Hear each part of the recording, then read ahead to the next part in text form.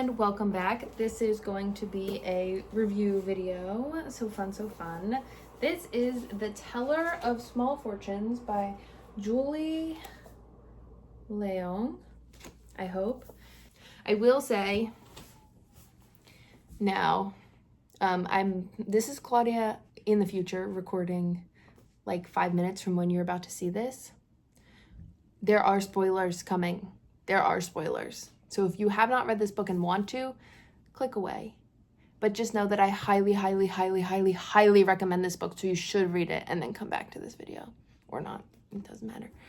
Hey everybody, Editing Claudia here. I literally just made like a little video saying that I hadn't said there were spoilers, and then I found the part of the video like way at the end where I was like, there are spoilers. So I need to move that part to the beginning, but I'm decided to include some Editing Claudia because this video was filmed in March, I think, and it is now May. So it's been a couple months. I've been really busy with school, but I'm finally winding down. I only have one exam left until I'm done with undergrad. So I finally have time to edit again. That's what I'm saying. But now back to the regularly scheduled review of The Teller of Small Fortunes. I hope you like it. I just finished it. It was my buddy read with my friend this month, and as you know that we do it every month, and so this was the book this month, and it was so good. Like, I've had this book on hand since November because I purchased it, and you're telling me I didn't read it until now? It was so good. I am happy that I'm forcing her to read it though, because it was so good. It starts a little slow, and it's not like, it's very whimsical is how I would describe the vibes. It's not high fantasy by any means. There's no war or fighting or anything like that. It's much more whimsical than like a typical fantasy book. It's very adventure-y, which is very fun. I really like the adventure of it.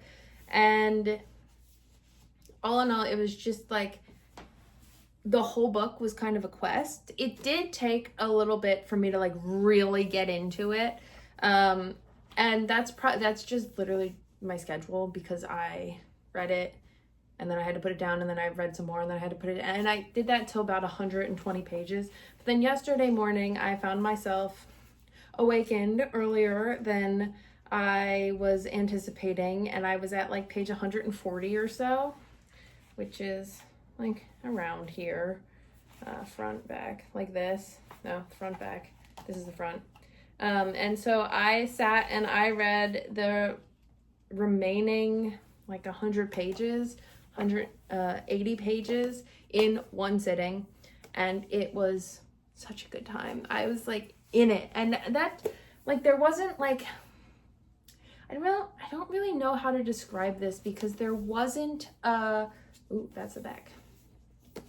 There wasn't like a specific really like plot, like cliffhanger, plot twisty type of vibe in it. It was just, yeah, we're going adventuring, and this is what happened along the way. And I don't read a lot of books like that, so I was like, oh, something bad's gonna happen, no, they just went adventuring, like.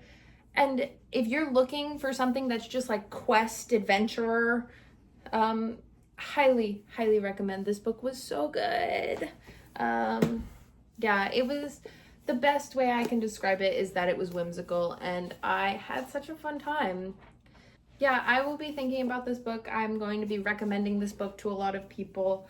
I'm really happy with my choice in book in this one, and so it was really interesting. It kept me engaged without like being stereotypically like plot hangers and plot twists and cliffhangers and all of that.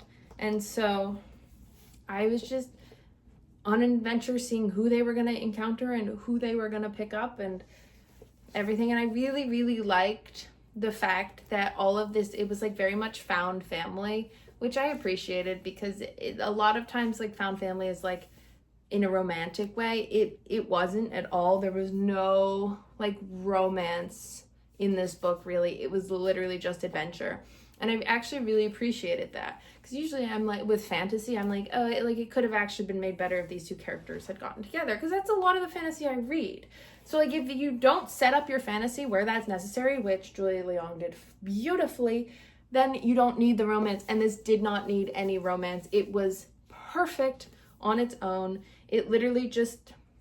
And I was just saying I really appreciated how everyone met each other on their quest. So, like, well, Silt and Mash already knew each other, but like Tao met Silt and Mash, and then the three of them ran into Kina, I think is her name, Kina, and then they just like went from there, and all the characters that they met, and it actually talked about a lot of like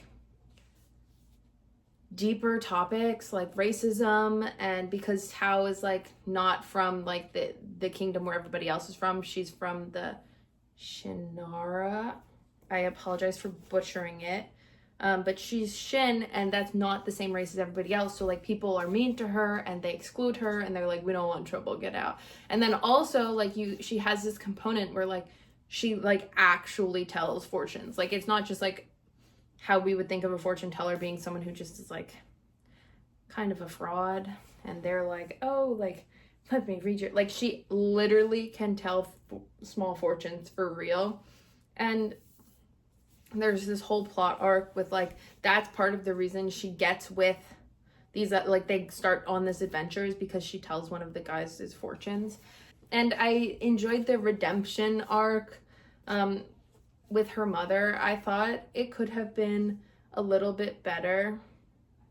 I thought it could have been fleshed out a little bit more, because it was just like, oh, I'm sorry. Oh, it's okay. I'm sorry too. Oh, we forgive each other. Like, so like, I feel like there could have been a little bit more there, but definitely at the end of the book, it gets to a, like, place where you can see that their relationship is still rebuilding, and it's not like, oh, everything's great now, which I appreciated. I'm pretty sure that's all I have to say about The Teller of Small Fortunes. It was a whimsical, adventurous ride, and it was a great time, and you should read it. I highly, highly recommend it, and I think it's just a good book for everybody to read, because it wasn't deep. It wasn't like it was hard to read, but it was interesting, and it dealt with deeper topics than a lot of other books do, and it was just like fun. So you should read it. Anyway, thanks so much for coming, hanging out, watching, and I'll see you soon.